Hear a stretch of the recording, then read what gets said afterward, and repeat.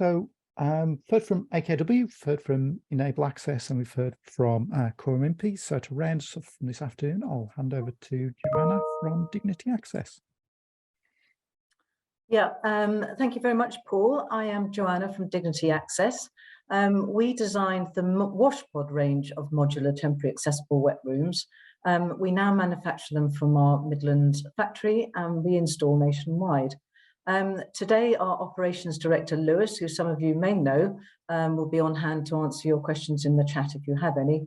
Obviously, you can contact us via many routes, the website and phone and all that sort of thing afterwards if we haven't had a chance to answer you. Now, I don't think anyone sets out in life hoping that they'll get a WashPod one day. Sadly, it's for circumstances when the dice is rolled against you or old age and poor health is getting the better of you. As you can see from the Social Care Institute statistics, most of us would prefer to die at home, but few of us get the chance. And many poor people get stuck in hospital, desperately wanting to get back out to their loved ones, but lack of suitable washing facilities stop this, as Stuart said earlier.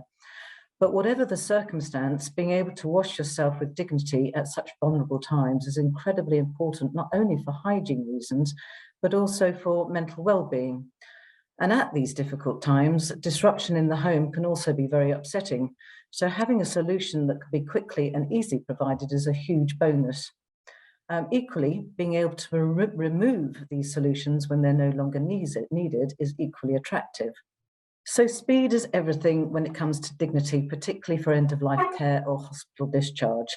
And this is a short introductory video that shows the installation of one of our most popular models, which is the internal compact, which is erected in just 4 hours.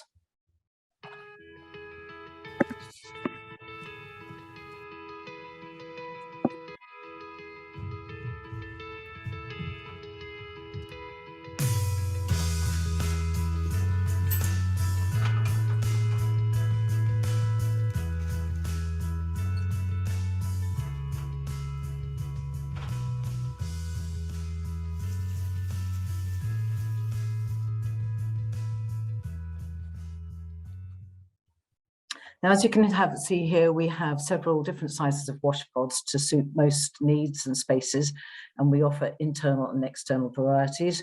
The smallest is the micro, then through to the compact internal and external, and then we have standard internal and external and large internal and external.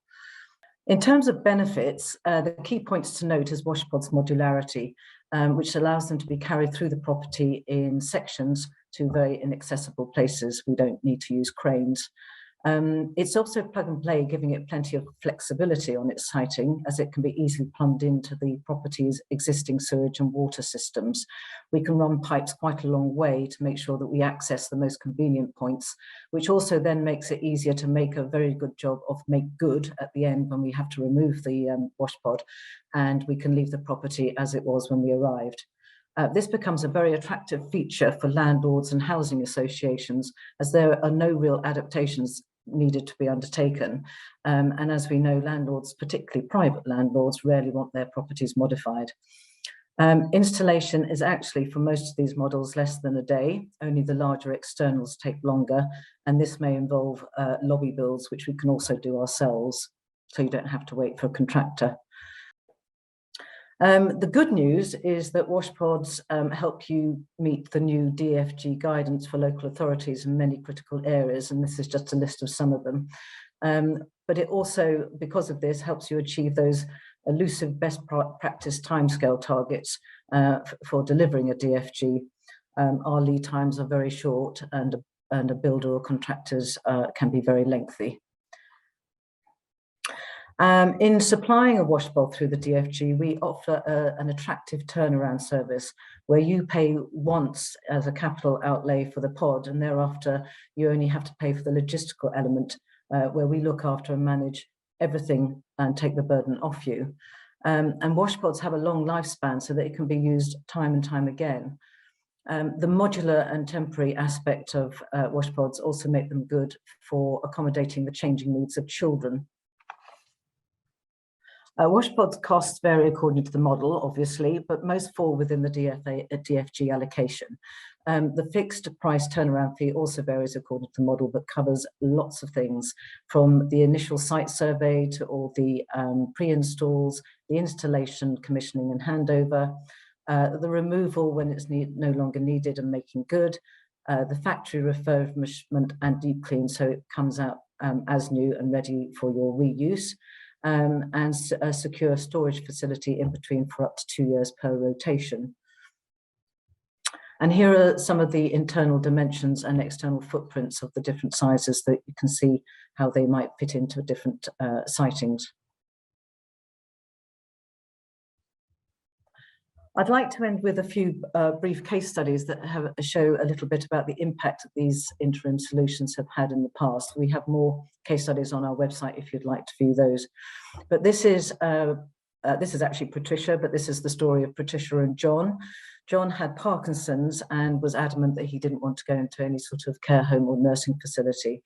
They had lined up a builder to do a wet room adaptation, but unfortunately they were let down and they couldn't find anyone else in the time, and time was short, as it often is. And so they came to us. And one of the things that Patricia said about, this is an internal standard, was that it made a big difference to John's well-being and allowed him to stay and die at home. And this is at the other end of the age scale. This is the lovely Luke. He was a young man who was, had a spinal injury and paralysed as a result of a hit and run when a car mounted a pavement outside his university. Before he had his washpod, he was washing with the garden hose in the garden. It was just as well, it was a hot summer.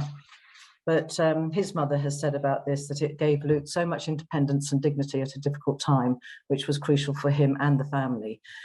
She also said that when other mothers showed friends photos of their children, she showed her friends photos of her washpot. This was Kate in Rotherham.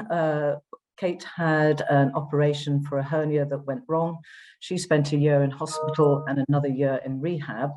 But this is the external compact washpod, and we installed this in just a day so that she could get home in time for Christmas. And Mike, her partner, said that Kate was absolutely desperate to get home and get on with her life, and the washpod provides her with a great space to wash, clean her teeth and feel good. Now, Maria, in this case study, was the reason that we developed the Micro, which is the smallest of our range of models. She had had a major stroke and was put up by her sister, Teresa, who moved a bed downstairs into one of their reception rooms.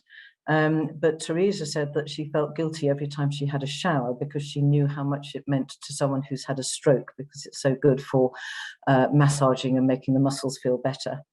And so she needed to find a solution for Maria, and she looked long and hard, but she couldn't find anything small enough to fit into the room with the bed. And then she came to us and we developed the washpod, the Micro washpod specifically. And she said that it was a wonderful thing that gave Maria a bit of freedom and dignity and made her feel better about herself. We've been working with Bristol City Council now for a couple of years. And here are a couple of internal compact models that have been erected in conservatories specifically for end-of-life care. Bristol particularly wanted a speedy turnaround and a rapid installation to give the users as much benefit for as long as possible. This is a video that shows the installation of a large external washpod connected to a house for Carlisle City Council that we put in just before Christmas. Here, the service user was unable to access the upstairs bathroom and he'd been moved downstairs in order to be part of family life during the day, and obviously needed some washing facilities. If you'd like to play the video.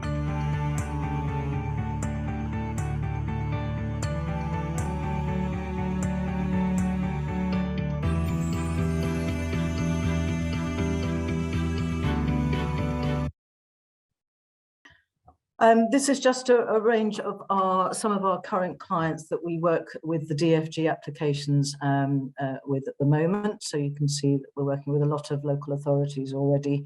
And once we work with them, we tend to work with them on multiple occasions.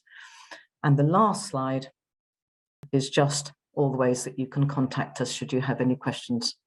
Thank you very much. Thanks, Joanna. I think Lewis has been doing a sterling job of answering all the questions in the chat. So I think he's covered them all. So I'm sure there'll be a few more. Oh, there's another one coming there. Are planning or building control considerations necessary for external pods, or are they classed as temporary? Generally, we haven't had to get planning permission for these, but we always recommend for the large externals. We always recommend for the large externals that we consult planning department just to make sure. Great.